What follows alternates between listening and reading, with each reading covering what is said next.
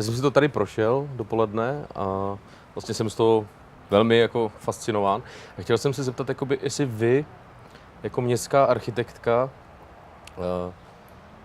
byste dokázala vlastně jakoby říct, do jaké míry je to vlastně jako dílem vlastně obecní architektky a do jaké míry vlastně tady ten úspěch je vlastně jako souhra nějakých jako okolností a vlastně nedá se vůbec říct, že by jakoby tohle třeba mohl zvládnout jako jenom architekt jako svou profesí. No, myslím, že sám architekt by to nezvládl, že se to musí sejít taková jako parta lidí. Tady byla jako výjimečná situace v tom, že ta obec, prostě to nebyla žádná obec, to byla prostě skládka, silnice, všichni tady měli domy a nikoho nezajímalo, že tady vlastně neexistuje žádná komunita, žádný zázemí, aby jsme se měli kde scházet. A v momentě, kdy se prostě to lámalo a byly volby v roce 2002 a dostalo se k vedení hnutí Rozkvět, který byli všichni ty nespokojení, nově přistěhovali, tak se to pohlo. Takže my jsme začali budovat město s tím, že jsme začali budovat centrum, začali jsme budovat všechno okolo. Vlastně stály tady sice ty rodinný domy, ale nic okolo toho města jako takového nebylo. Musíte i vymyslet, co ta obec vlastně všechno potřebuje. Takže nejenom potřebuje školku, ale potřebuje i hřbitov. No. Potřebuje kostel, potřebuje centrum, potřebuje obchody, potřebuje restaurace, no tak služby jako takový. To říkal pan starosta, to bylo docela vtipný, říkal, já jsem si nedovedl představit, že vlastně, když jako moje děti hrály SimCity, že já prostě můžu tohleto hrát taky jako na bázi reality. Jo, i to je vlastně zajímavý, že vlastně je to opravdu jako svým způsobem vaše dítě, no. Jestli to tak No, já říct. mám ještě další 4. Já když jsem tady procházel to obcí, tak vlastně mě jakoby několikrát jako napadly nějaký pocit jako oddělenosti vlastně té historie té obce do toho, já nevím, do té doby před suburbanizací a do té etapy po suburbanizaci. Jo. Tady se vlastně sešly dvě jako skupiny, že? Nějaký 1000 lidí, kteří tady bydleli jako vlastně předtím a nějaký dneska 3000 lidí, kteří vlastně přišli za posledních jakoby 20 let sem. Jo. To znamená, jestli vlastně jako třeba ta obec v průběhu vlastně toho svého rozvoje nějakým způsobem reflektovala jakoby a jakým, po případě, jakoby tu zkušenost vlastně těch lidí, kteří tady nebyla žili? žádná zkušenost. Oni byli schopni prostě 20 let tady žít tak, že ve schodníku, tady nebyly žádný chodníky, oni takhle žili, prostě nikomu to nevadilo. To neřešili prostě vůbec. Navíc tady asi bylo jako, já nevím, já mám takový pocit, že tady lidi byli tak, že vlastně to nebrali jako svoje místo, brali to jen jako na přespání, prostě tak jak paneláky, no. Takže oni jako se o nic moc nesnažili. Takže i ty starousedlíci vlastně dojížděli do Prahy do práce. Já myslím, že jo. Jo. To znamená, že by tady jakoby moje představa, že by tady existovala nějaká komunita před tou suburbanizací je naprosto jako nevím. No, já teda o ní nevím. Takže že by tady třeba existovaly jakoby novousedlický a starousedlický hospody nebo něco takového. Ne. Já zase na to vlastně jako narazím jakoby z takového důvodu, protože když jsem tady prostě třeba seděl i v těch restauracích dneska, tak mně to přijdou strašně jako takový restaurace typu, jakože bych v nich klidně mohl sedět jako na Heathrow na letišti, jo, a že vlastně jako jsem těžko hledal vlastně nějakou třeba jakoby místní identitu v těch, že by to vlastně mohlo Protože být se to byl přespoledne. Večer pak tam chodí místní a jsou tady i hospody, které jsou jako nebo 2, 4. cenová, tak asi a tam se to taky mísí. No a zase s tím ještě jakoby vlastně mě napadá, jakože jestli teda architekt městský, obecní, vlastně do jaký míry může ovlivnit jakoby pro koho jakoby je to město vlastně jako budovaný. Kdybyste jako vlastně napadá vás, nebo řešili jste tu otázku, jako jestli jsou nějaký skupiny, které prostě třeba, že ten prostor jako není pro ně? Myslím, že ne, protože my vnímáme vlastně všechny ty, jako jednak, samozřejmě já jsem byla jako nejvíc pro ty matky s dětma, protože jich mám hromadu, ale máme jako spektrum všech těch, jako máme tady Senin, to je takový jako spolek důchodců, kteří se scházejí, prostě pečou nebo jsou vtažený do aktivit i jako třeba Mikulášský nebo tak. Ne, nemám pocit, že by jako někdo měl strádat. Hasiči tady mají svoji hasičánu a tudíž i svoje spolky. Sportovci taky, tady je fotbalový klub. Tak. No, jako tady ta otázka se dá položit vlastně jako kdykoliv a komukoliv, že jo. A jako z mýho pohledu nikdy ten prostor jako nebude pro všechny, jo. Tohle to ale vnímá hodně jako pan starosta, protože tady je obecní web, na který on opravdu poctivě na všechno odpovídá a všechny ty podněty jako vnímá. protože vlastně v naší komisi si jako řešíme ty urbanisticko-architektonické věci, ale mnohdy ty podněty přijdou jako buď zvenku, nebo od pana starosty. Nebo od spodu, jako říkám. Takže máte pocit, že vlastně je tohle vůbec jako otázka architekta, nebo by to měla být spíše jako otázka teda nějakých jako politických reprezentantů? Tady ta otázka jako vlastně pro koho ten Tady prostor? to bych řekla, že je spíš opravdu jako politika. No. Jo. Takže vlastně architekt by se k tomu až tak jako věnovat vlastně ani... Ne, může tomu být nápomocen, ale myslím si, že jako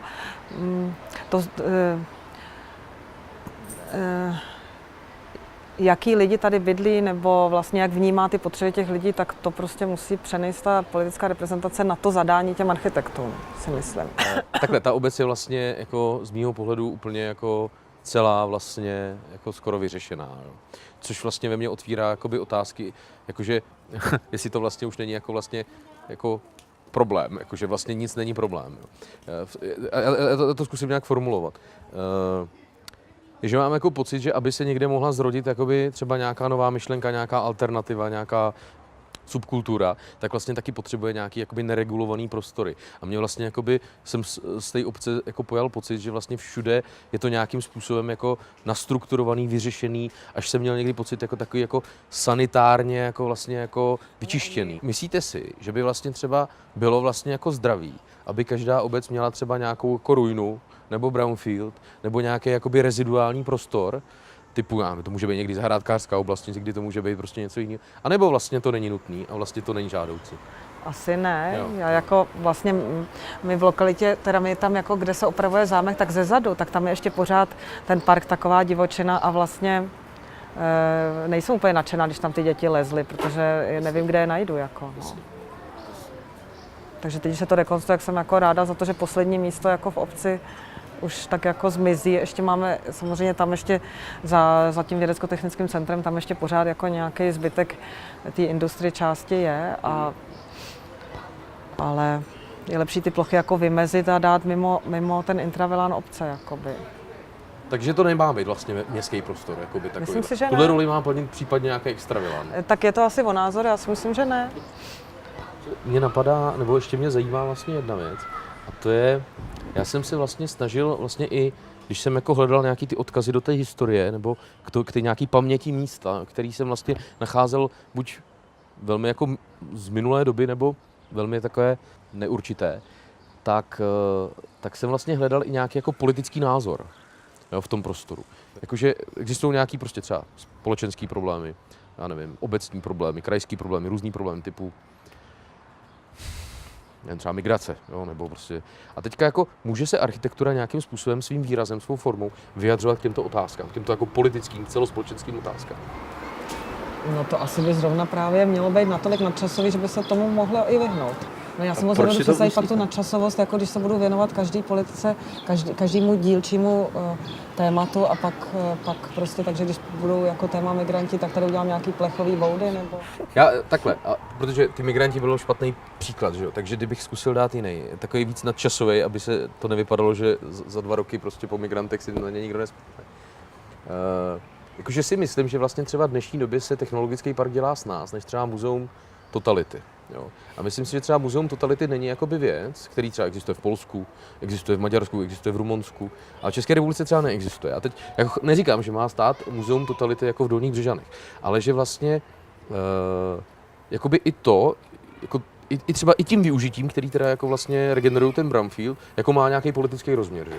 Protože... Tak my tady máme ale muzeum keltské kultury, že jo? Takže vlastně se vztahuje k tomu místu, takže jako to téma muzeum to máme, akorát, že když už máme keltský, tak asi jako... Jo. Já se tím snažím jako ukázat, v čem vidím jakoby tu hodnotu jakoby toho politického výrazu nebo toho politického sdílení. Že když prostě postavím, že jo, prostě technologický park, nebo když udělám jako muzeum totality, tak to komunikuje úplně jakoby něco jiného. A to je teda v tom využití. A furt se snažím dostat k tomu, jestli jakoby něco takového se dalo udělat i jakoby tou formou, že i vlastně jakoby skrze to, že ta budova prostě bude nějakým způsobem jako komunikovat tím tvarem, tak vlastně bude sdělovat nějakou jako politickou ve smyslu, že třeba jako se odkazuje právě k nějaké etapě minulosti, kterou chce nějakým způsobem akcentovat, otvírat, připomínat. Například, jo, teď si vymýšlím. Tady jako v Břežanech zrovna, jako si to vůbec nedovedu představit. Jako na to není asi už ani místo tady v té obci. Jako. Jako dovedu si to představit v Berlíně, nebo dovedu si to představit jako v nějakém velkém městě. Ale Břežany jsou teda, to zase je jako malé město na takovouhle výzvu. Je to výzva.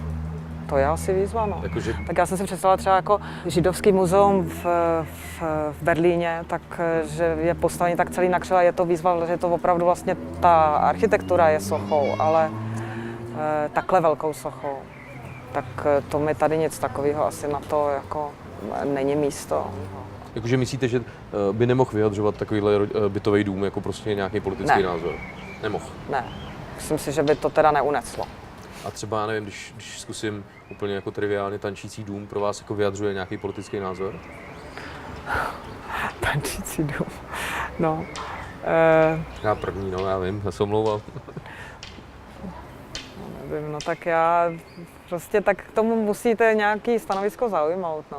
Já z něho prostě úplně taky nadšená nejsem, ale je to jistá jako už dominanta Prahy, no. A poplatná jistý době, že jo. A to tak vždycky zůstane.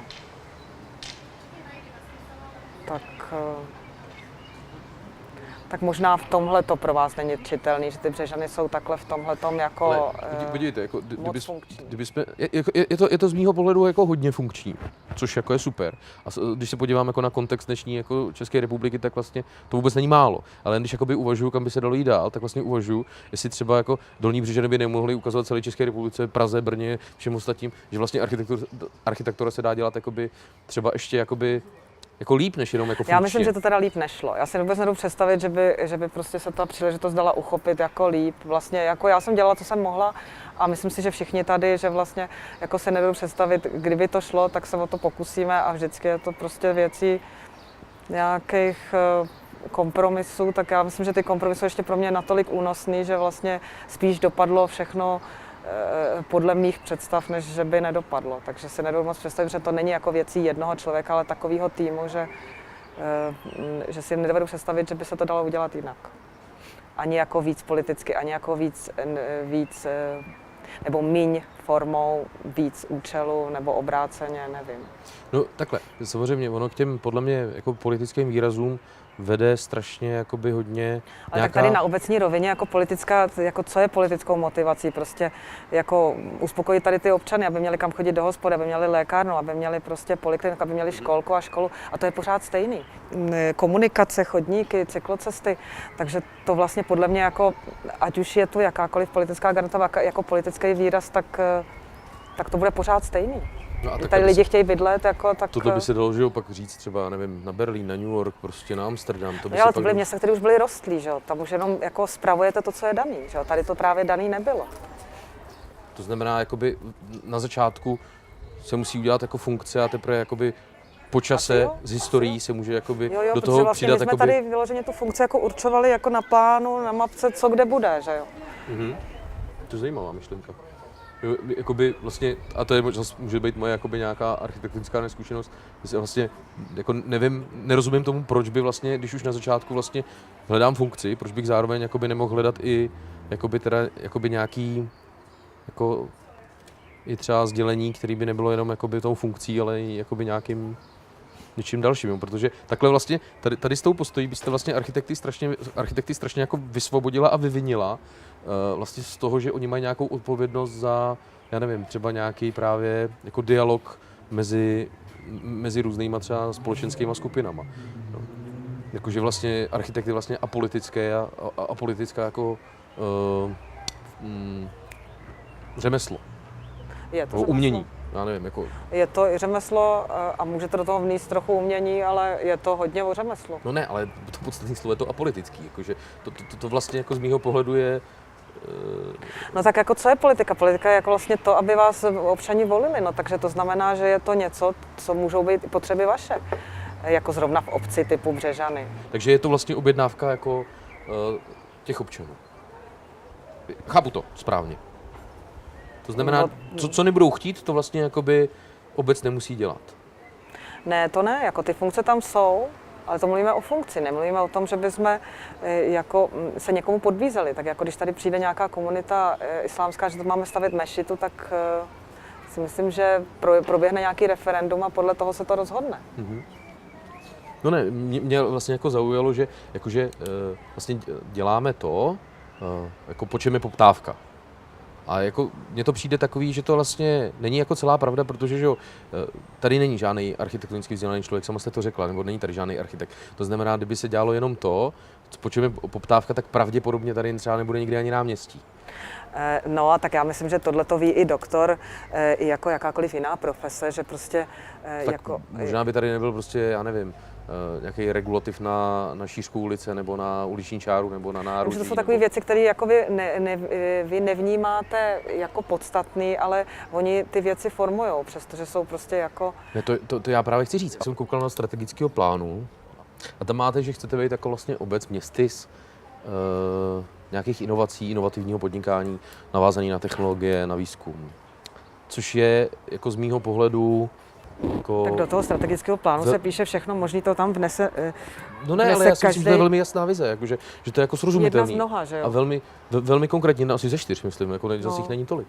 A v tomhle smyslu jako je otázka, jestli se třeba tou architekturou dá k takovéto vizi jakoby třeba pomoct. Takhle jakoby užu, že pokud by si ta obec vytyčila nějaký jakoby strategický cíl, tak je to vlastně nějaká politika. Shodne se na ní, to znamená, jakoby je to teda nějaká politika obce a dá se vlastně takovýhle strategický, protože že, tam není, ani v jednom nástroji není jako architektura. Jo, že by se vlastně tady tomu strategickému cíli mělo pomoct nějakou architektonickou výrazem. Výraz prostě nezadefinujete. Nikdy. To bych tam musela učit architekta, to mi nikdo nedovolí.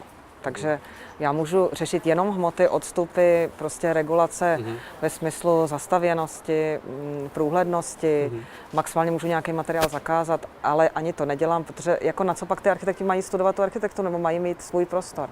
Já jenom zadefinuju to místo.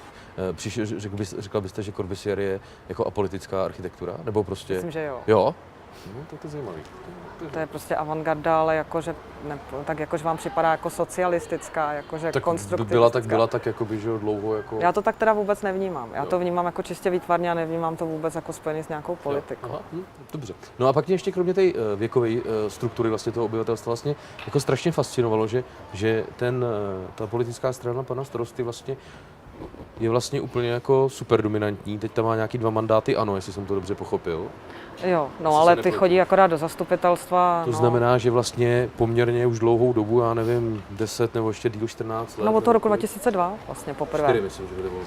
Jo, 2003 podle mě, 2003 už jsem... Tak od toho takhle dlouho vlastně tady jako jedna politická strana vlastně je u moci bez nějaké vlastně potřeby koalice nebo pravděpodobně i bez nějaké jako dominantnější jako opozice.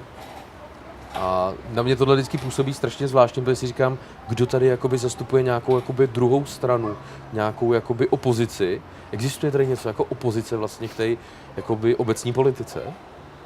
Neexistuje.